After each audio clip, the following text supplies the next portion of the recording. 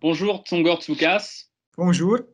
vous êtes CEO de BNP Paribas Real Estate Property Management France et vous avez été récemment élu président de l'APROMA.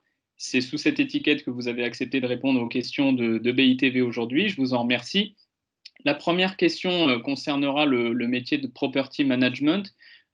Pouvez-vous simplement nous donner quelques chiffres clés de cette activité? Au sein de l'association de Property Management, on regroupe autour de 25 membres et on a lancé et mené une enquête pour comprendre les chiffres clés de notre métier. Donc, on gère autour de 81 millions de mètres carrés qui sont répartis 50% dans les régions et 50% en Île-de-France et qui représentent autour de 265 millions de chiffre d'affaires avec une très belle parité, presque 50-50% des femmes et des hommes. Mais une chose que, on parle beaucoup de la crise sanitaire, quand même, il faut peut-être toucher un mot.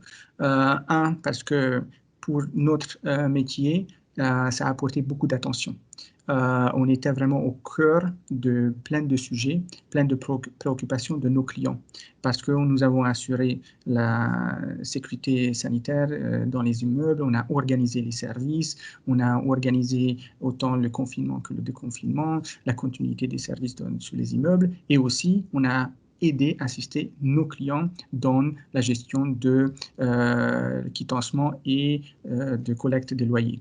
Donc, pour cette raison-là, c'est évident que nous avons eu un rôle central dans la chaîne de valeur et qu'on doit s'ouvrir pour travailler encore plus dans un partenariat avec les autres membres de cette chaîne de valeur.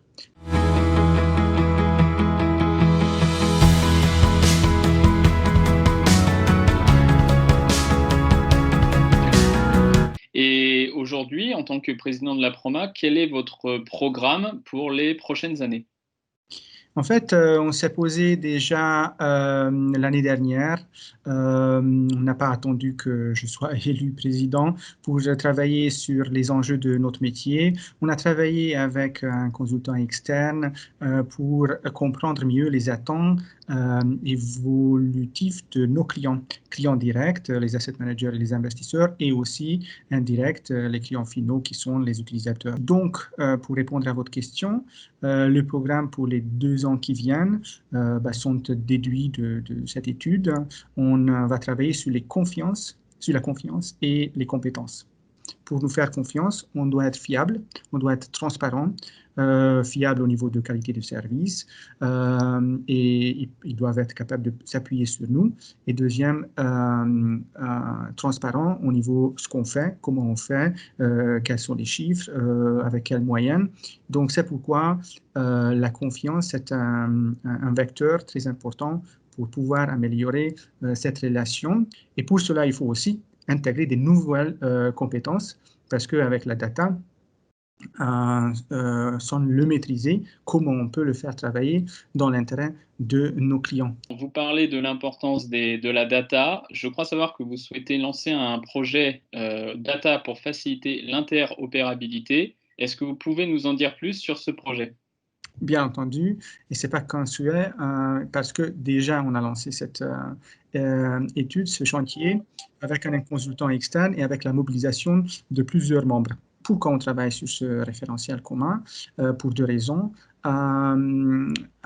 Pour améliorer l'efficacité opérationnelle. Et la deuxième chose, deuxième intérêt, c'est pour améliorer l'expérience de notre client final, les utilisateurs. Si dans la chaîne de valeur de gestion, la communication est fluide, alors l'impact de notre travail collectif est plus important. Donc, clairement, on veut améliorer la qualité de nos services. Et cette année, on va faire un test avec un cas d'usage. On va regarder pas seulement si théoriquement on peut déterminer un référentiel de données, mais aussi avec des plateformes de données. On va tester si, en réalité, on peut réellement remonter ces informations et échanger entre les différents acteurs. Si ce test est positif, ça veut dire que pas seulement on travaille sur un cas d'usage qui a de l'intérêt, de l'utilité et de valeur ajoutée, mais aussi que c'est faisable parce qu'on a testé dans les plateformes de données. Et l'année prochaine, si ce test sur un cas d'usage a du succès, on peut continuer de développer des autres cas d'usage. Et donc, dans une manière agile, on va mettre en place quelque chose qui va quand même, pas révolutionner, mais au moins, avec une approche très pragmatique, faire évoluer nos métiers. Merci beaucoup, Tsongor Tsoukas, d'avoir répondu à notre invitation. Merci pour l'opportunité. Et à très bientôt pour de nouvelles interviews sur BITV.